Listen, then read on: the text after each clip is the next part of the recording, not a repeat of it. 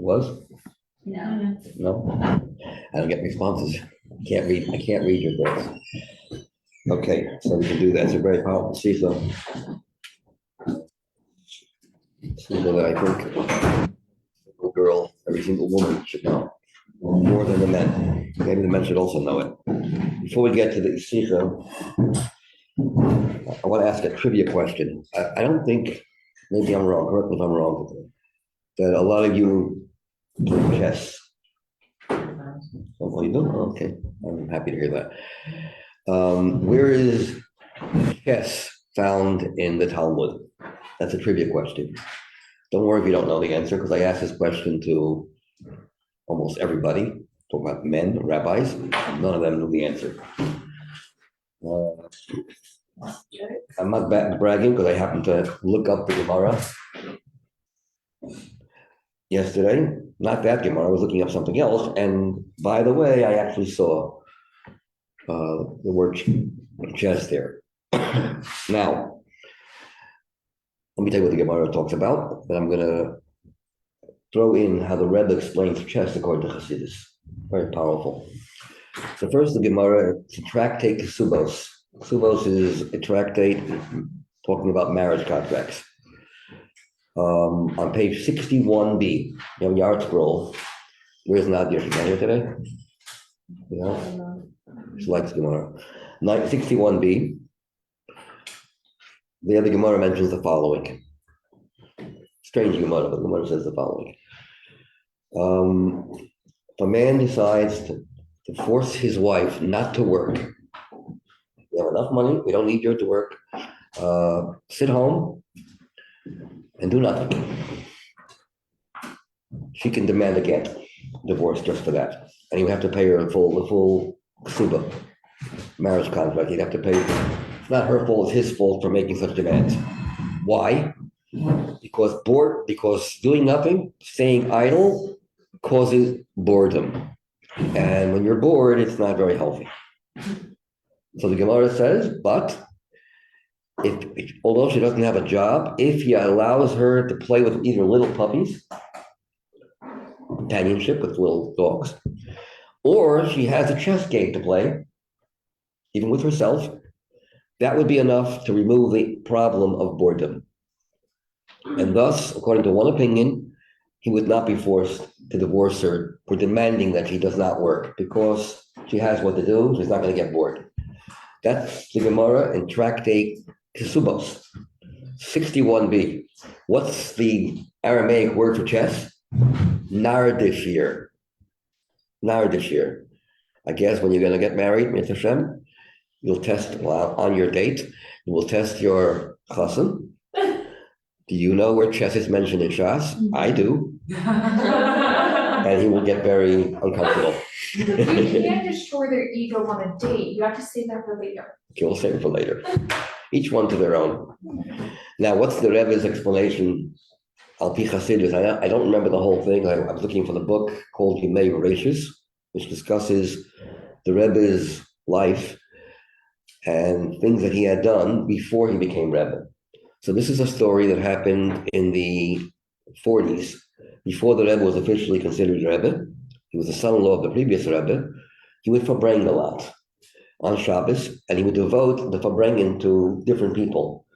One of the farbrengens, he was a chess champion. His name was Reshevsky, got his first name. He was a world-famous chess champion.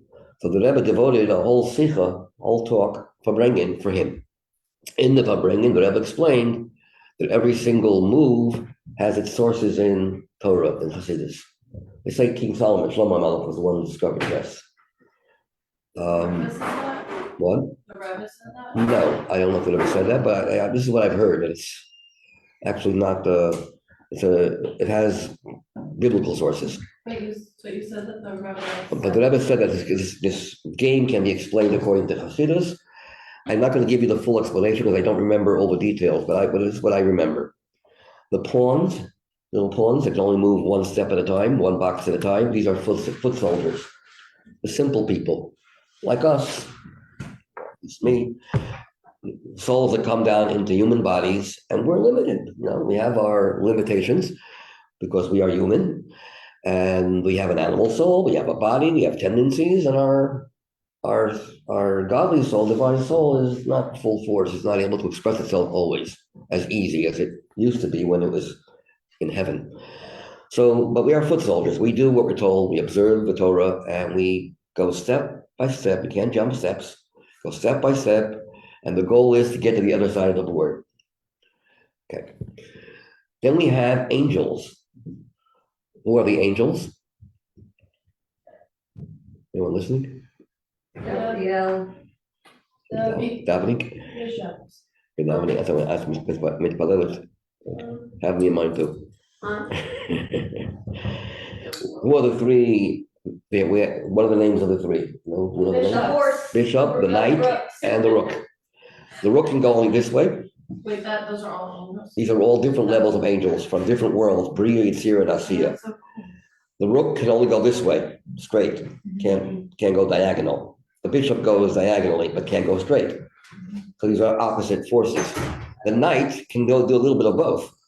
Two up and one across. Knight is a horse. Knight is a horse. Why is this knight different from other knights? You remember that? Knight is a horse. The horse is sort of like an intermediary, somewhat of an intermediary angel between the other two angels that are one-sided. They can only either go this way, side diagonal, or across this way. Meaning on a straight line, either straight line, only a straight line. One can only go diagonal, one can only go straight, and one can go a little bit of both. These are angels. They can fly very fast. They don't go one box at a time. Angels have wings, spiritual wings. They're fast. They're animals, but very energetic. Spiritual energy. Who's the queen? Queen is the Shekhinah, the divine presence, Malchus da Atzilus. God's kingdom as it exists in the world of emanation, which is the world that does not have features of creation, is part of Hashem's character, you can call it, the female aspect of God, called the queen. Malchus, it's the royalty of God, which is at the level of the Shekhinah. It's very active because the Shekhinah, Malchus, is the source of life for all the Olamim. It gives life to the angels and to humans and to everything. So the queen can go anywhere she wants, across the board, diagonal, straight. Doesn't need to go through, has no limitations whatsoever. And he protects the king. Who's the king? Hashem himself. Not his divine attribute of Malchus, but Atmos Mahus, his very essence and being, which is beyond description. That's why king hardly moves. Because an essential thing stays where it is. It's beyond movement. But it's protected by the queen. What is the advantage of the foot soldiers over the angels? The angels can never become a queen. You can go all you want, but you'll still be an angel. You'll never change. Foot soldiers, if you avoid all the obstacles of getting bumped off the, if you don't get bumped off, you can slowly but surely know how you make sure you go the right way, make sure you're careful with all the different dangers that are on the way. You can reach the other end of the board, and then you become one with the Shekhinah, which is really the source of every single Jewish neshama. The Shekhinah is the source of a divine soul down here. So you can reach your source. Once you do that, then once the Shekhinah has acquired you as part of it, then we have a unity between the Shekhinah, the feminine aspect of God, and God himself, which is the king, and you win the game. So I'm missing a lot of points I don't remember offhand, but this is the gist of what the Rebbe says in that Sicha before he became Rebbe to this chess champion player. I found it interesting. The pawns have no purpose without the king. Obviously. Or Right, obviously, but they are limited. They know their limits. Can't jump, and you can't go any direction you want. You have to go focus on, don't look right, don't look left, don't get sidetracked. Just go straight. So is the pawn reaching the other side of the board? What is that? Queen. No, is that like death? Like what is that? No, it can turn into. It can turn into a. The end of the board, What does it mean when it becomes a queen? You're asking? Like spiritually, I'm saying, like before the foot soldier Becomes united with the Shekhinah. It becomes what does that one. look like? What does it look like, spiritually speaking, when the pawn becomes a queen?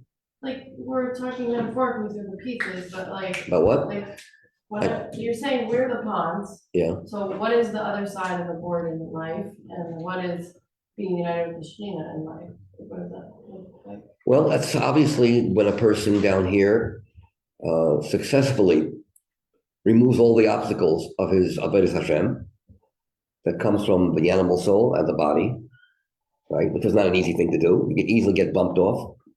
The only difference is that in the chess buck, you don't get back on the board. But when you get bumped off, spiritually speaking, you can get bumped on again. Tshuva always helps. So you're never lost. But it gets much harder. So you remove all the obstacles that come from body tendencies, animalistic, self-serving tendencies, and then you're able to see, have a first, what's the word I'm using?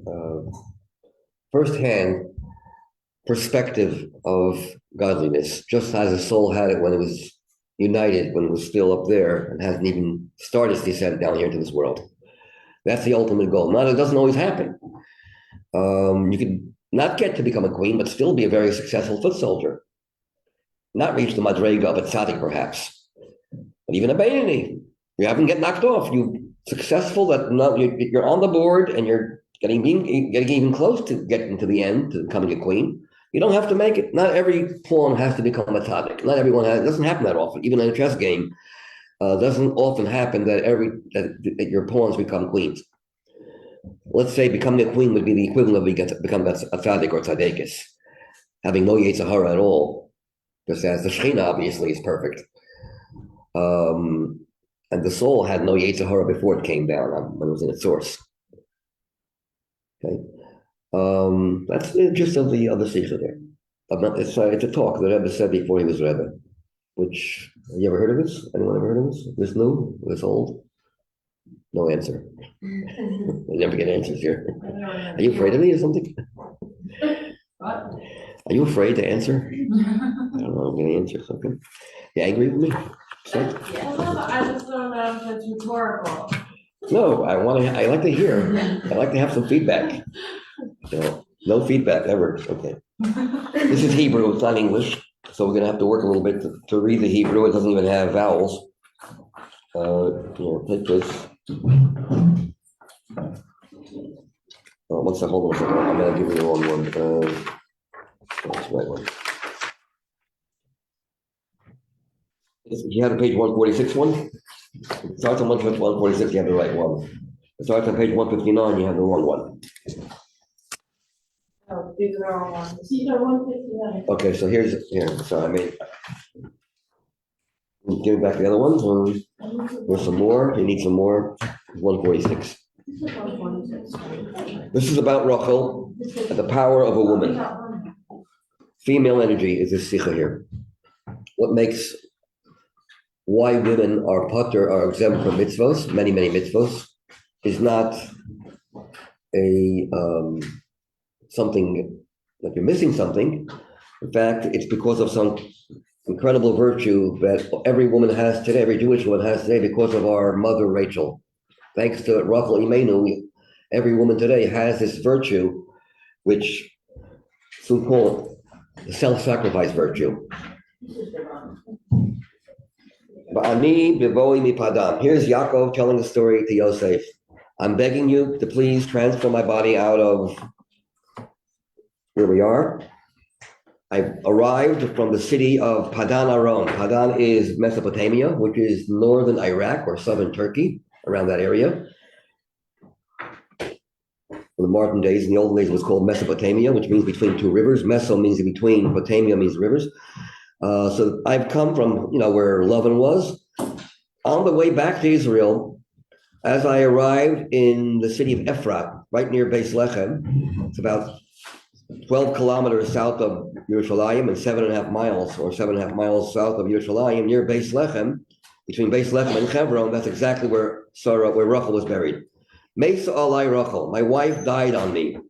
And we're going to soon see what the word on me means. Mesa alai Rachel, she passed away, baderech, on the roadway. Bo'ek berecha sham baderech, I buried her right there on the way, in the roadway. This is what the pasuk says. Upirish Rashi adds commentary. Va'ani, and I, When the pasuk says "Va'ani bevo'i mipadan," v'gomer, etc., so Rashi explains what Yaakov means to be telling Yosef is "V'af al pi." I'm asking you to do me a favor to bury me in the Ma'aras Machpelah. I didn't do this favor to your mother, and I know you have something against me. V'af al pi shani matriach alecha. I am bothering you. I'm giving you the bother. L'holicheni, to deliver my body. Lihikaver, to be buried, interred, be'eretz Canaan, in the land of Canaan, which is the land of Israel.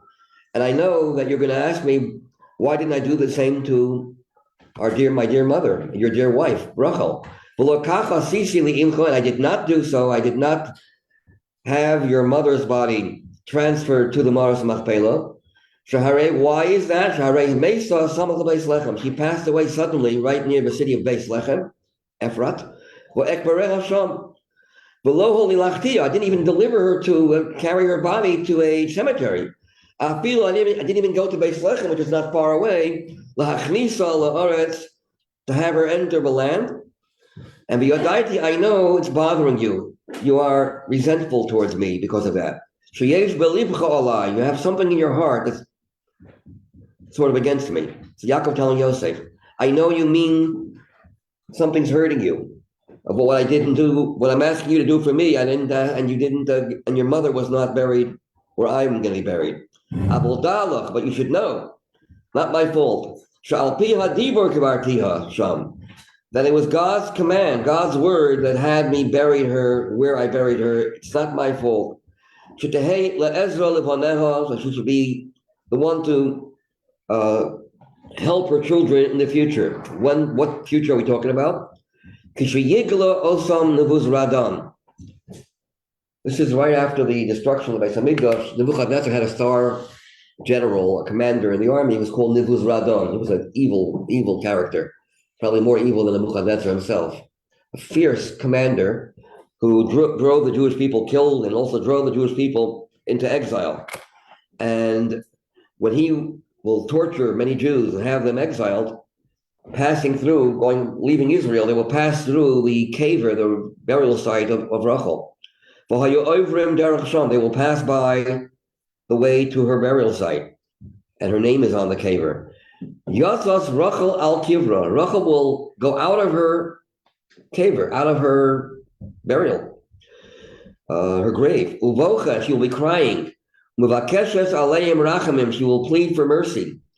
Where do we know this from? It's a pasuk in Yirmiyah, famous pasuk in Yirmiyah. Kol barama lishma, a voice heard on high. On high could either mean like a voice heard on high hills. There's an echo you hear from far away, or it means a voice that is heard in the high heavens. Her crying will be heard in the high heavens. Kol barama lishma, and HaKadosh Baruch Hu meshiva, God will respond. Don't cry. Stop crying, please. The words are not mentioned here. It says, Mini, please hold back your crying. You don't need to cry. Yesh sechar lepolasayich. There's great reward for what you have done. Nu'um Hashem, says God. V'shavu banim legvulam, the Jews will return back to their boundaries.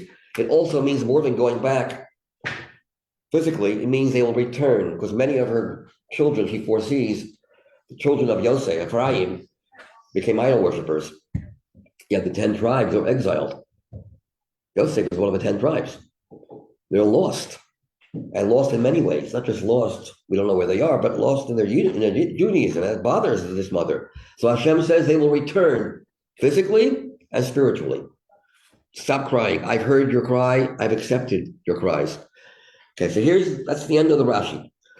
So what is the Rashi saying? He's bringing up a medrash that's not at all. Rashi is known to be simple. Unless you can find his answer within the words of the pasuk, he will not bring. It's not a medrash, compiler. Medrash is very interesting. Rashi's job is to explain the simplest way of how the verse can make sense. If he has no choice, he'll employ a medrash. So here, Rebbe is going to be asking, all the other commentaries don't bring this medrash. They give a simple answer as what Yaakov was telling Yosef, and it's hinted in the pasuk, such as, let's see the next paragraph. The Ein Amulan. I don't understand this. It's not understood. Why Rashi goes out of his way to quote a medrash as to why Yaakov had to bury a Rachel where Rachel was, because God told him to do so. There's no mentioning of that in the pasuk.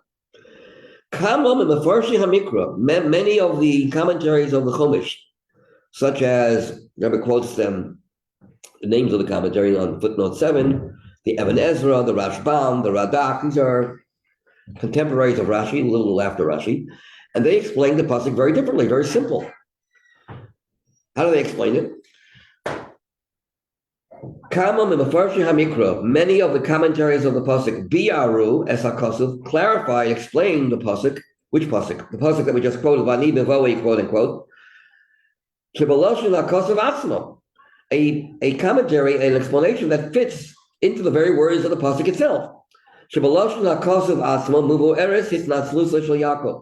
That the very wording of the pasuk explains Yaakov giving his excuse as to why he didn't bury Rachel where Yaakov was to be buried.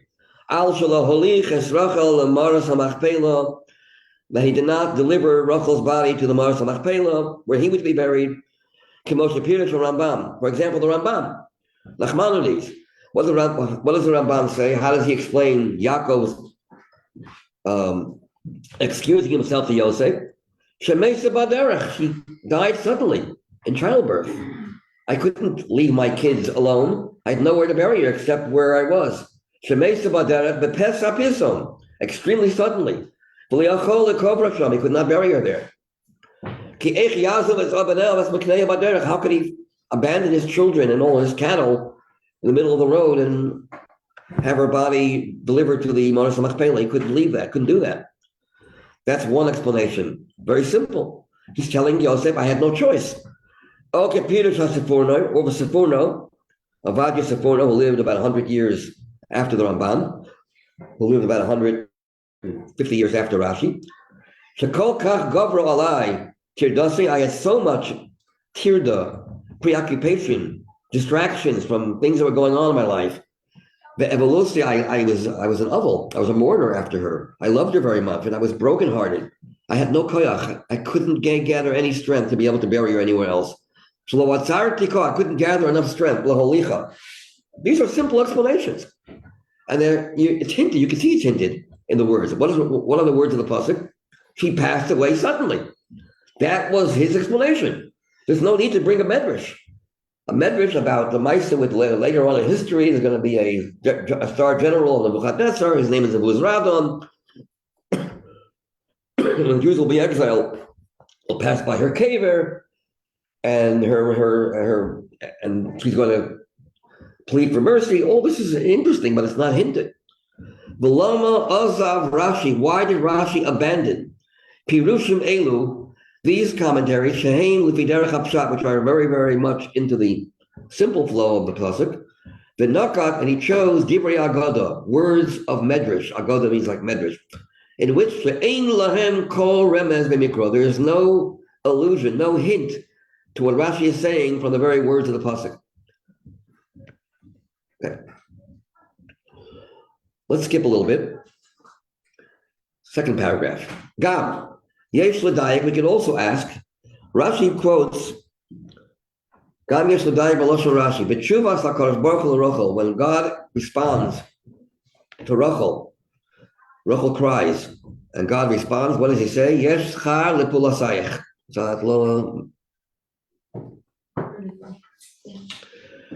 Yesh schar lepulasayich. There's reward for your actions. What actions? What action?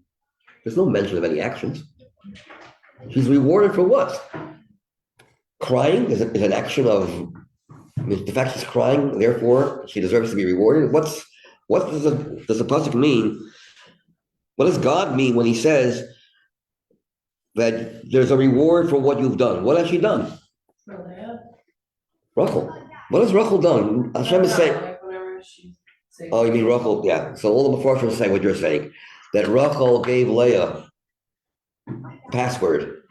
Otherwise, Leah would be in big trouble. Good. Rashi even quotes that earlier. But if Rashi would have meant that, he would have said something. This is many parashas later. It doesn't seem like that it's referring to that. So what is it referring to? What good deed did she do? Maybe I should say l'chaim. Wake people up. We pause for station identification. I don't know. It's not going to be right.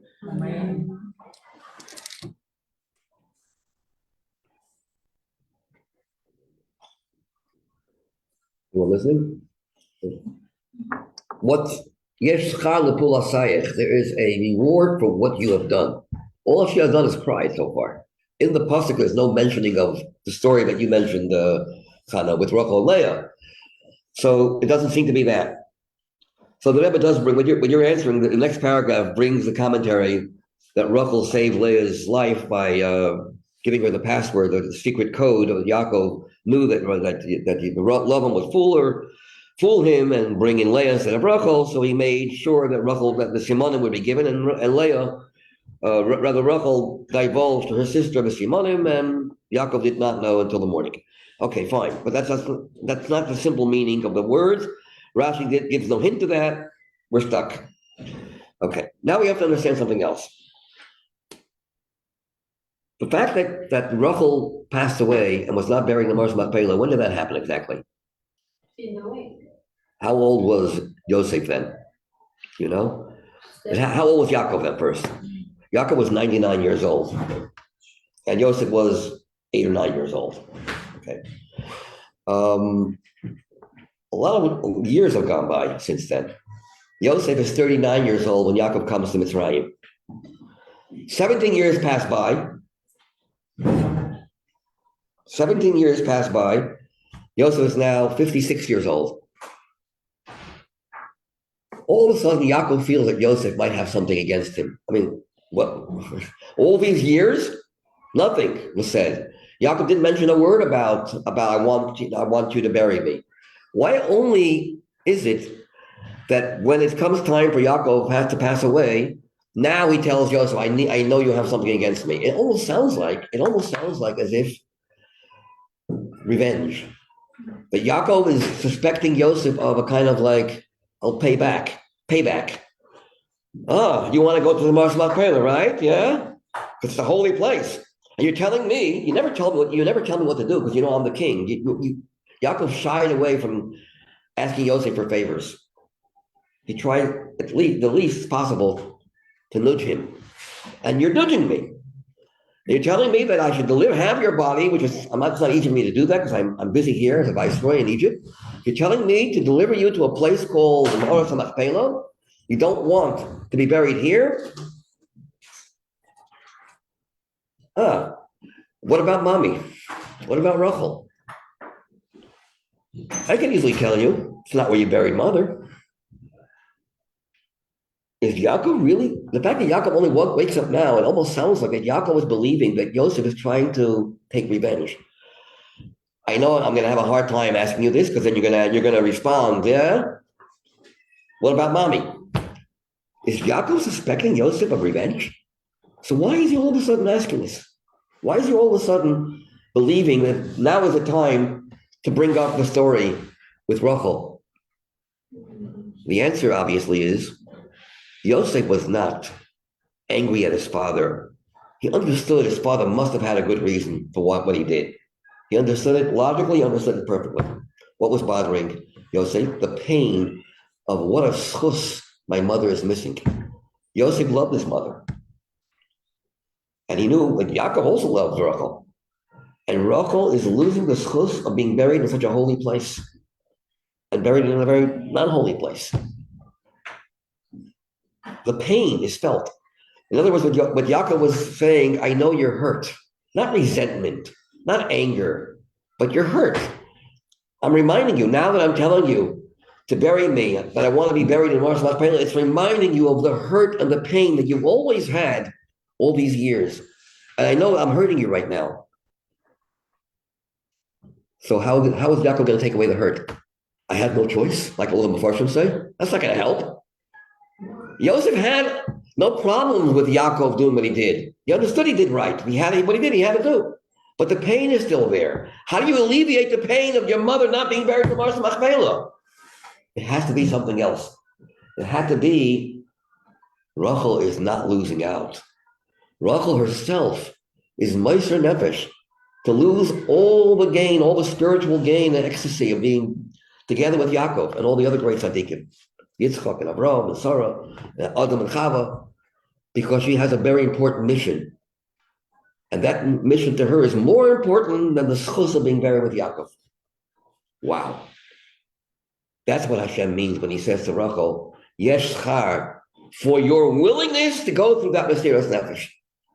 Because you're a Moshe nefesh, you understand how great it is, how holy the Moshe Nefesh is, and how much you love Yaakov, and not to be buried next to him is so painful, and yet you're giving that up so that your children, when they pass by your grave, they will see you. You'll be able to cry out and get Hashem to comply with your wishes, that they should be returned. That's worth more to you than your Sichos and Gan Eden over there. Wow. I will reward you. I will reward you measure for measure. Even though your children in the future will not be very holy, they'll be sinning like crazy. Ephraim, you know who comes from Ephraim? Yeravam ben Nevat, who started a whole, Genesis, he's like the forerunner of idolatry. He made two calves, two eagles, two golden calves, not one, in two different places, done in Bethel. He was chayte u'machti. He stopped people from going pilgrimage, from going to the Yoel Regel. He did horrible things. He was a brilliant genius, by the way. In fact, the Gemara says that God told Yeravam, I'm giving you a chance. Would you like to take a walk in Gan Eden? Me, you, and David HaMelech. So he asked Hashem, who goes first, me or David? Well, Hashem says, I mentioned you first, but David goes first. I don't want it. And he completely turned away and became the greatest idolater. He had tremendous powers. And so he caused so many people to sin. And the Jews went along with him, all from Shevet Ephraim. These are our descendants from Rachel. Painful. But because you broke away, you broke your rules, and you decided that you're going to give up being with Yaakov, I will therefore respond in turn and break my rules and forgive even the greatest idolaters because they're your children. It wasn't only her children she played for, it was also for Leah's children, all the Jewish people, not just, but especially for her descendants from Ephraim. Right. Yeah. If Rachel passed away and Yaakov made a decision to bury her in the road, like, why is the reward for Rachel, like, did she say something like, I want to be buried in the road? Yes. Didn't she pass away? Well, she didn't say it, but obviously it was done with her. Yeah, there was no verbal, like a will. She didn't write a will and testament, I want to be buried there. I don't think it's recorded like that. But Yaakov understood, because Yaakov has Ruach HaKodesh, that Rachel, souls can connect. That Rachel's neshama was conversing with him and saying that she needs to be buried here. It's more important than the Sichos would be with him. Okay. Not that she didn't want to. She knew how great it was. And she gave all that up to help her children, to help the Bnei Yisrael in the future. So no, there was no official, it was something in spiritual realm, I guess. Okay. Yeah. So this is what Rashi, this goes on page 147. So, On the third paragraph, the Rebbe says, Yaakov did not think that Yosef has something against him, resentfulness. V'lochein, Nira Nun Lamed stands for Nira Li, it appears to me, She'ein kavanat Rashi. Rashi is not trying to tell us that Yaakov was trying to alleviate the anger that Yosef had against his father, the resentment. God forbid. There was no resentment. Tarumas means resentment or anger or indignant. No. The chas v'shalom lachshol as Yosef shahoy solo taina liYaakov al shlakavar es Rachel b'maros hamachpelah. God forbid to suspect Yosef that he would be angry at his father and that he wouldn't believe his father buried Rachel in the right place. Yaakov did whatever he could do to bury Rachel. Like the commentators explained, Yaakov had no choice. Can't be blamed. He understood that logically. B'frat, especially biyado, his knowledge, Godel ahavoso shel Yaakov l'Rachel, how much Yaakov loved Rachel. He would never, do such a thing to her willingly. Obviously, it was no choice. He had no choice but to bury her on the roadway. If Yaakov did not bury her anywhere but in the roadway, Vadai, it is most obvious, She'eino Asham was a klal, that Yaakov was not the fault. So why is Yaakov telling Yosef all about, I know that you might have something against me? Hadiyuku yesh belibcha alai. Not logically, I'm right, but your heart doesn't feel good. You feel the pain of how your mother is losing out. in Gan Eden.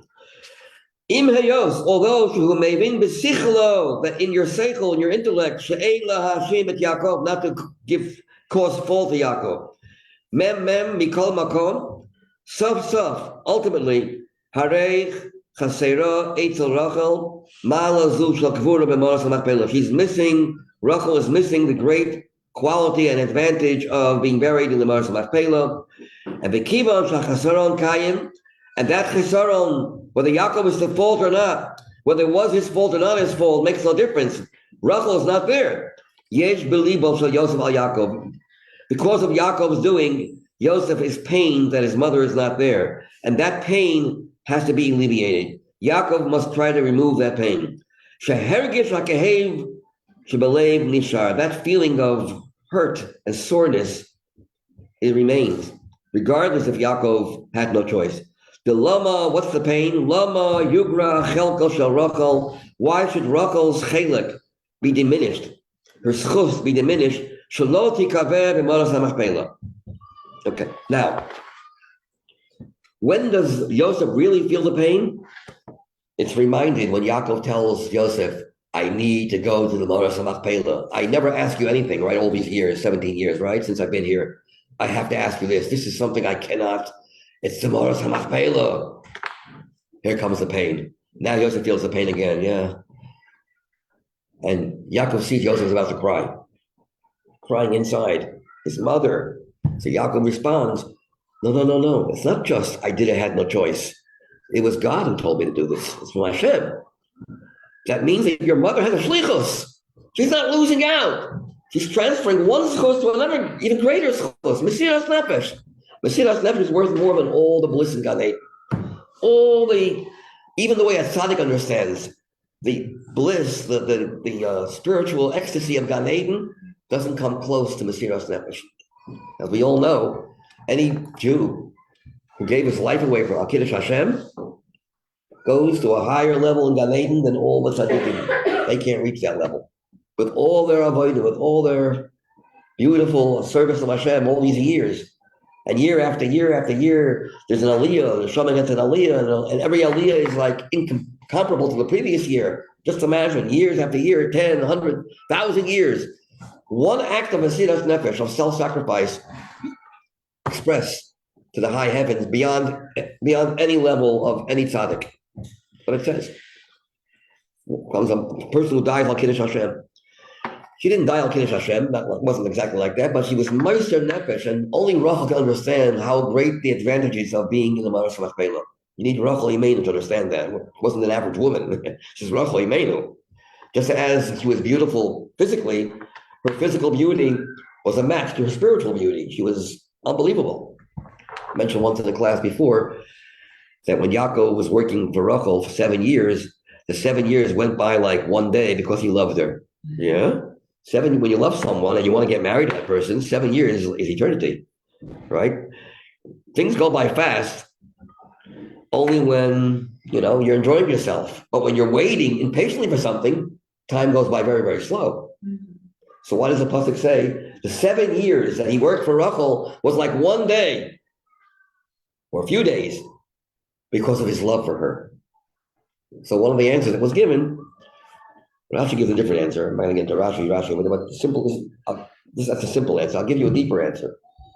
I mentioned this in the class, I think it was last year, that when Yaakov was waiting for Rachel, he wasn't just waiting for Rachel. He was Racheling. The neshamas were connecting. He was enjoying the ecstasy of his soul and her soul together. Souls can convene. And every day of those 7 years, Yaakov was in Gan Eden. He was working hard physically, but his neshama was connected with her neshama. And he saw the sweetness of her neshama. And when you're enjoying yourself, time goes by very fast. Well, we mentioned Masfiras Omer. We count the Omer? How do we count the Omer? 1 day, 2 days. Shouldn't we count 49, 48, 47 to go, 46? 1 day more to go over there. When you're looking for something, looking forward to something, you count down, not count up. The answer is we weren't just waiting for Matan Torah. We were actually experiencing the Matan Torah energy every day. 1 day, one quality, one aspect of Matan Torah. 2, 3 levels, 4, we're almost there, 5. Every day they were acquiring another energy of the Torah, the holiness of the Torah. So that being the case, you can imagine Rachel's disconnect from Yaakov was very hurtful for her. Very deep disconnect. Gave that away. And Yosef understands, wow, thank you, Tati. I feel much better now. Now my heart is not, I don't feel the pain anymore. He waited until the pain would really be hard. He waited when the pain was at its climax, at its peak, because Yaakov was reminding Yosef how holy the Marshal Machpelah is. Oh, Tati, why do you have to bring that up again? No, let me finish. Holy it was, but you don't know you know how great your mother is. You don't know how great your mother is. And Yosef, when he heard that, it affected him in a very positive way. Okay. Rabbi, Yeah. why is like Yosef and not the other brother? It's his mother. Why Yosef to carry Yaakov away? Yeah. You don't know the reason? Rabbi Gordon, I think it, this year spoke about Who's how, Rabbi Gordon? Josh Gordon? yeah, Oh, Mashallah, yeah. yeah. He spoke about, how it's because Yosef had, that he was a king, so he had like the power to sort of like command and be. Yeah. That's a simple reason. And Yosef was, the one who had the power, but he also represented Yaakov much more than all the other tribes did. Because, by the way, as a side point, I wanted to just mention something. It's a little out of the subject, but what was the reason why Yosef made a party for the brothers, made them feel like, wow, things are going so well right now. Baruch Hashem, Yama's coming back, Shimon's coming back. He likes us. We partied, we got drunk. He even gave gifts. Gave us all gifts. Baruch Hashem. Why did he do that? And then all of a sudden, boom, backfire. He steals the better. What's he doing over here? What was his plan? And the real answer is that Yosef wanted his brothers to do a real tshuva, a genuine tshuva. Not just be remorseful, not just to make a resolution for the future, a firm resolution for the future, but to go back to the same situation you were, your happy situation, when everything is working well for you. And then let's see if you can reverse the whole thing. So what happened? First of all, he gave Binyamin more gifts than all the rest. Jealousy again. He gave Binyamin more than he gave the rest. And then what happens? Binyamin is a thief. They think he's really a thief. They don't know they don't know Yosef planned this whole thing was planned. And they're angry at him. What'd you do this for? You're nuts. We need this now? And now Yehuda has a chance to go ahead and say, you know what? I promised Father to bring you back if you wouldn't cause trouble, if you wouldn't have stolen it. Now you've done this, you're a ganav, you're a thief. Why do you have to do a thing like this? Yehuda could have easily not said anything and let Binyamin stay. But here Yosef, rather Yehuda, does the exact opposite of what he did with Yosef. In the beginning, he wasn't thinking about his father's pain. He was thinking about, I hate my brother. Let's have him sold. And now the exact opposite happens. He's willing to be Moshe Nefesh, to become a slave. In spite of the fact that Binyamin is the brother of Yosef, he's the equal of Yosef. And he's a thief, he doesn't deserve any favors from us. I should give my life away for him. And the moment he did that, Yosef couldn't hold back anymore. Because now he saw that the brothers have reversed a complete 180 from what the way they were before. Now they're back to the way they were before. And yet Yehuda is willing to do the exact opposite of what he did with Yosef. To become a slave rather than Binyamin become a slave. Not just not to sell him, he'll take over, and Binyamin goes back to his father. What he did not do with Yosef. So it was a complete reversal of what happened in the beginning. And then when Yosef saw that the tshuva was complete, that's when he revealed himself to him. Anyways, now, with this, the Rebbe explains why Rashi cannot use all the Mefarshim, all the other answers. It's not going to help Yosef if you give me an excuse why you can't be blamed, why you didn't. I know I'm not blaming you, Tati. I know it's not your fault, but it hurts. He has to remove the hurt. Let's continue and skip a little around because I've already said many of details of the Sichos further. Now comes another question. If that's the case, how come Yaakov waited? He didn't tell Yosef right after he asked, I want you to bury me in the Marsh Machpelah. He didn't right there and then say to Yosef, I know you're angry at me, or I know you have some hurt in your heart. He didn't say that. He waited. He first said, I would like to give you a gift. What was the gift he gave Yosef? Huh? What bracha? Ephraim and Manasseh, even though they're not my kids, they're your kids, they're my grandchildren, they will count as if they're my children. They're mine. As if I'm the father of these two children. No other Shevet had that. Interesting. You think you can go back to the same problem. He's showing favoritism. Only after he gave them the gift of Ephraim and Manasseh being like his kids, then he tells Yosef, and I buried your mother on the way, and I know you might have. What's the connection? What's the flow? According to what we just said, right away, at the very beginning of the parsha, when as soon as Yaakov says, take me out of Egypt, that's where he should have said, and I know that when I buried your mother, Rachel, is bothering you then. He didn't. He waited until after the gift of Ephraim and Manasseh. That's the question that I'm going to be asking. So let's go to page 148, Gimel. Al Pizeh, based on what we just said about Rachel's Mesiras Nefesh and her great, when the pasuk says that God says your actions are great, there's reward for what you've done. It means what you've done, giving away Yaakov. Al Pizeh Yesh Levayer, with this we can explain at least a kol panim epnimis ha'inyan hemshich haksuvim. We can now fit the flow of the psukim. Shadavar zeh amra Yaakov leYosef behemshich ledavarav odos Ephraim and Manasseh. That Yaakov told Yosef about his mother, that he buried her on the way, and the pain you must feel. He said that only after he mentioned the story with Ephraim and Manasseh. And all the Mefarshim asked this question: Why wait?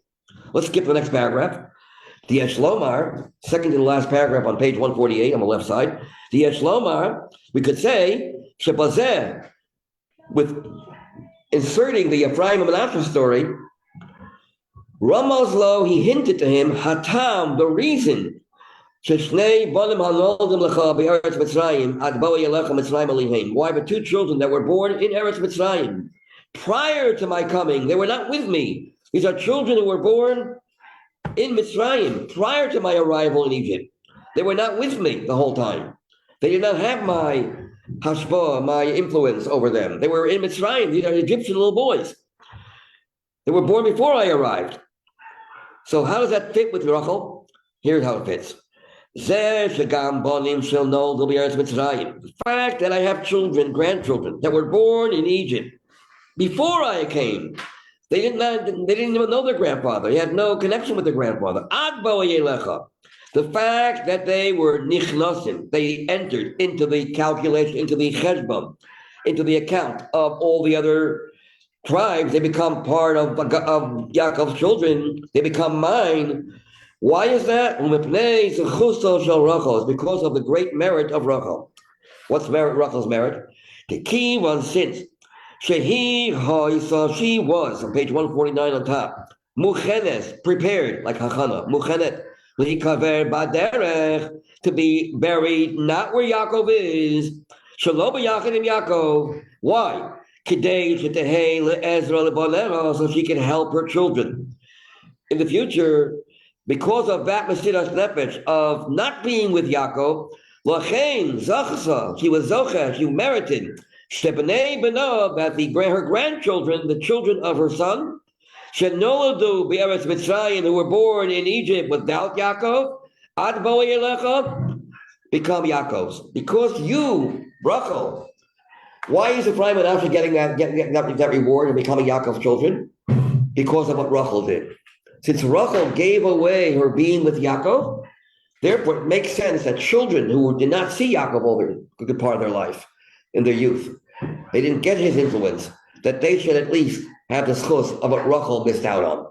Rachel gave away that schus to be with Yaakov. So children who were born without Yaakov should become like Yaakov. to compensate for Rachel's not being with Yaakov. So Rachel has a schos that her Einaklach, her grandchildren are Yaakov's children and her children. So that's why it waits. That's why it waits. You should know that why is it that I'm giving this gift to Ephraim and Manasseh because of what Rachel was ready to do. Now, here's the part of the scene that I really wanted to share with you, the second part. Gemara says, there's a Gemara that says as follows. When a person passes away, when a man passes away, who feels it the most? His wife. When a woman passes away, who feels it the most? Her husband. It's the first wife, however. Man remarried a second time, a third time, whatever. The wife is called Eshes Ne'urim. The first wife, the first marriage is always very special. And if, God forbid, one of the spouses passes away, it hurts to no end. Mesa alive. I felt her Misa. Sometimes I felt my own death when she passed away. That's what Yaakov was saying. Now, Yaakov was married to Rachel before married to Leah, actually. He actually married her, wasn't with her physically, because it was Leah, but he actually married her. He gave her what we call Kiddushin. She was betrothed to Yaakov for 7 years. So he was her first wife, his first wife. The Gemara says in Sanhedrin, both things, that in Ruth we find that when Naomi passed away, it says the husband of Naomi, Ish Naomi, passed away. Why does it mention her? Because she felt the death more than anyone else did. Naomi, story in Ruth, her husband was Elimelech. When he passed away, she was devastated. And when Rachel passed away, it says, Mesa Olai Rachel. Rachel's loss was devastating for me. Now, what is the connection between a general wife, first wife, to the idea of the Mesiras Nefesh of Rachel? Since Rachel is the first source of where when a woman passes away, a first marriage, loss of a wife affects the husband very deeply. What is that? How does that connect to the Rachel Imenu and Mesiras Nefesh? So the Rebbe says every woman goes through a Rachel Mesiras Nefesh throughout her life by not having tefillin, not putting on tefillin, not having all these mitzvahs that men have and men need. All these mitzvahs that men have and men need, some women can feel we're deprived. Why don't we have it? Why shouldn't we have it? A mitzvah is a tzapsa b'chibur with the Eibush, a connection with God, ecstasy with God. Similar to being buried with Yaakov Avinu, that's kind of buried in a holy place. Men need holy atmosphere. And yet the women are deprived of so many mitzvahs.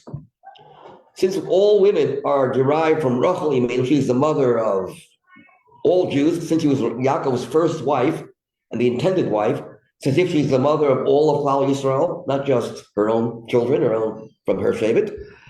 Rachel Imenu is the source of the fact that women are capable of giving up on mitzvahs. Hashem made it that they would be the mainstay in the home, which seems to be we're missing out on something, just being the mainstay of the home. Bringing up children, taking care of kids. What did Rachel care for? Her children. As a mother, she had the motherly of caring about her children, not her children, great-grandchildren, generations later. That bothered her. Women are given a special softness, a schus, to be able to forego on the advantage of doing a mitzvah. Many mitzvahs. Tefillin, just imagine putting on tefillin. You don't know how it feels. I know when I was bar mitzvah, I felt like, wow, it was unbelievable. I'm not trying to, it was just an unbelievable feeling. 2 months before, I made up. Couldn't wait. Get used to it. That's a problem. Get used to it later on. Get spoiled brats, but whatever. But it's an unbelievable feeling. No tzitzis, no tefillin, and so many other things. And even if you sit in the sukkah, it's not really, you're not obligated to sit in the sukkah. You don't have to even hear shofar if you don't want to. You could, but you don't have to.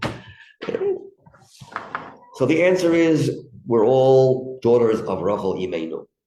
Rachel Imenu gave us the understanding that a woman's job and her role in the world is to give that up for something even greater. Men can't handle that. Men need revealed holiness. That's why men run away a lot to bring in holy places and they can't relate to staying home with their wives because they need spiritual. When men need to have aliyah, they have to get called up to a Torah. Otherwise, they don't feel connected. Women don't get aliyahs because that would be an insult. We don't need it. But it still feels hurtful that we are losing out on all these beautiful qualities of being able to serve Hashem in so many different ways. A multifaceted serving of Hashem. We're missing all that. I would love to have it. I know. So would Rachel love to have been married with Yaakov. But Rachel says that the tachlis of the feminine world is to do what I did. Let's see it inside here. I want to see it inside quickly. Let's go to page 149, Bir Ha'inyan. It's late. On page 149, the left column, where it says Bir Ha'inyan, Av Shahaklal, even though the rule is that all Jews are here to serve God, Ani Nivrei L'Shama Koni, the words, I am created to serve my master, Chal, takes effect, Al Anoshim, on men, V'Noshim, and on women equally, we call Makom, nonetheless. Kayam Hevdel Bein Ha'ish V'Ha'isha. There's an existing difference between men and women in their way of serving God. She'ikar inyan shel avodat Hashem shel ha'ishu esek haTorah v'hatfilah v'kiyum kol mitzvahs. Getting involved in Torah learning, davening a lot, fulfilling all mitzvahs. Women do not have to daven ma'ariv, men do have to daven ma'ariv, and also so many of the mitzvahs that women are exempt from. With this niklachla, that men are also involved very much in the avodah of parnasa. They are the ones that support the family. And in Parnasa, you have to serve Hashem even when you're doing mundane activity. We have this wording, Gam avodasa b'chol d'rachecha do'eyu. In all your mundane works, know God. B'chol ma'asecha yu l'shem shamayim. Whatever you do it l'shem shamayim. So men are continuously serving Hashem. Masha Enkein, on the other hand, conversely, b'nogea l'nashim, concerning women, they are, number one, they are paturos, they are exempt. Mem ayin stands for Mi mitzvah aseh, from the positive commandments in which shehazman grama shin hey zayin mem gimel shehazman, that time bounding, that time is an issue. Any mitzvah that's connected to time binding, women are exempt. That's why they're exempt from sukkah, lulav, shofar, and etc. V'chein p'turot mitalmud Torah. They are also patur from Talmud Torah. Women do not have to learn besides the learning of the things they need to know. Women do not have an obligation to learn Torah for the sake of Torah learning, but rather for the sake of knowing how to do a mitzvah. Kivan shetzarich liyot. Why is it they're exempt from all these great things? Kivan shetzarich tzrichas liyot asukot b'tzarchei habayis. They are in need of having to be occupied with taking care of the house and their family. Kimavur Barishonim, as explained by the early sages. Shemitam zeh, for this reason, Isha Patura Mimatzvaseh Shazman Grama, women are patur, are exempt from any commandment, positive commandment that is time binding. Of course, a negative commandment like Shabbos is time binding also. But women have to keep Shabbos. That's a negative commandment. But positive commandments, as a rule, women are patur if it relates to time.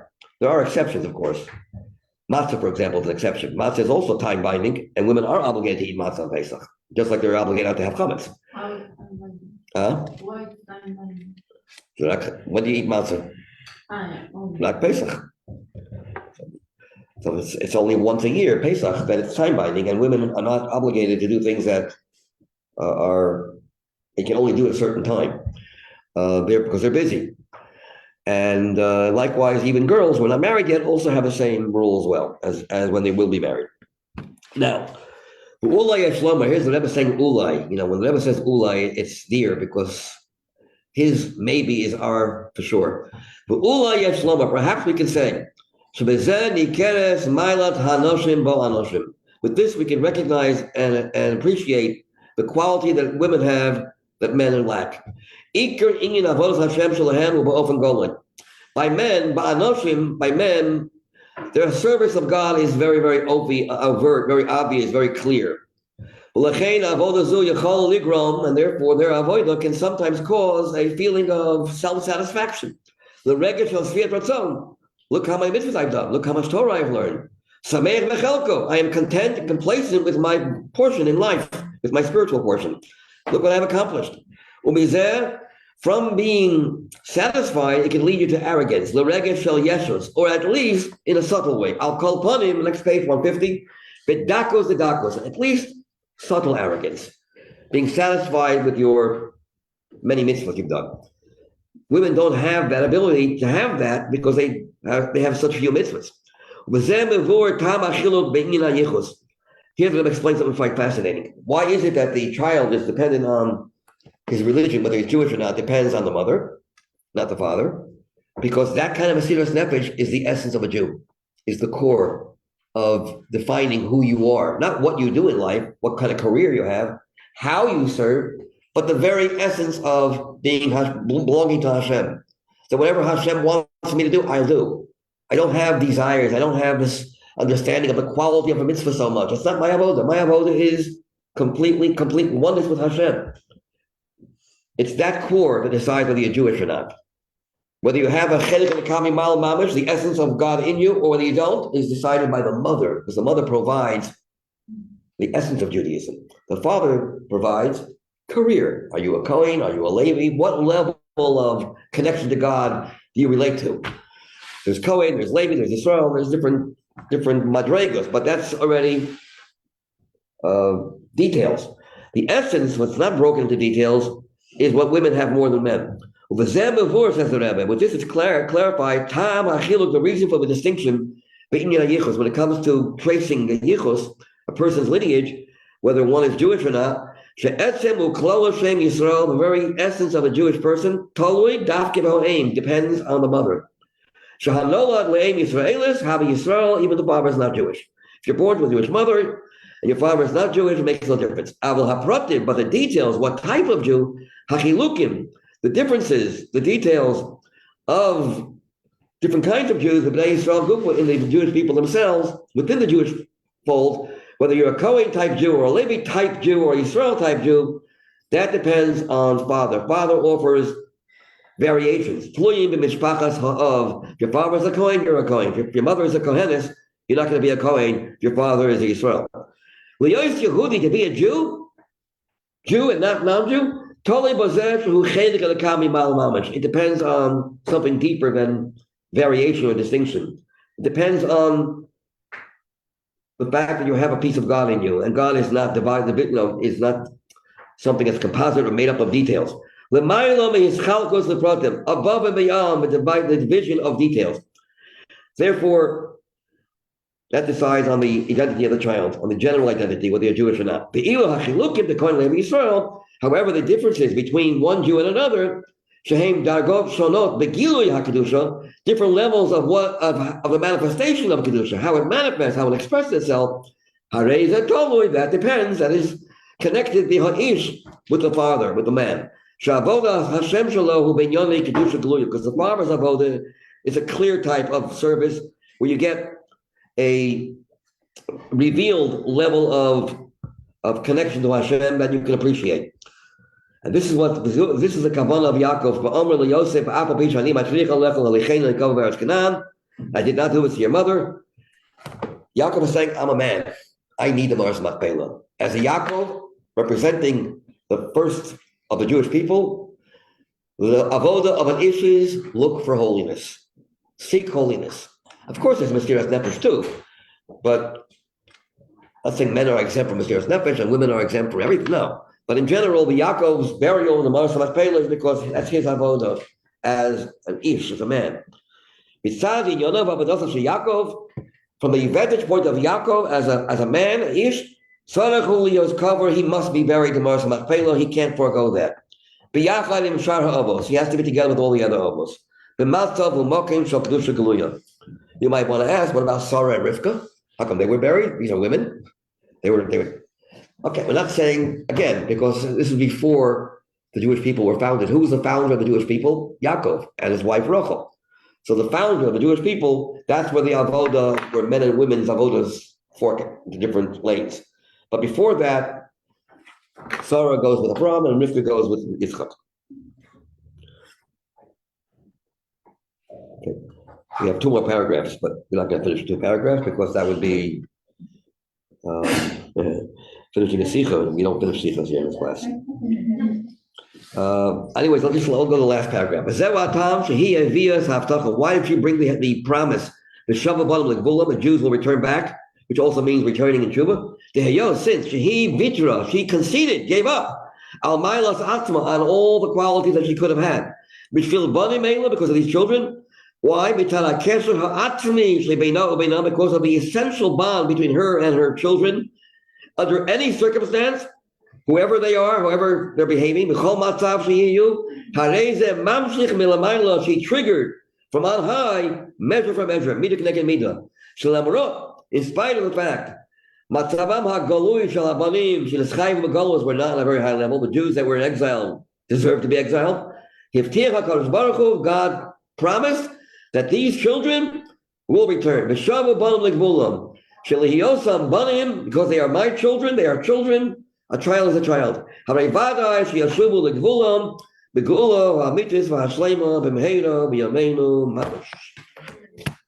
Amen. Fine. What's your name? Where are you from? England? English accent. You have an English accent, that's what I know. My wife also lives there. Here's my room. Right in London. What's up? Stepping on this. You know this? Are you new to the class or new to the class? So, what? I'm new to the class, so that's why. It's Sarah, the first Jewish mother. In a way, All the woman things like the father. yeah, but again, to a certain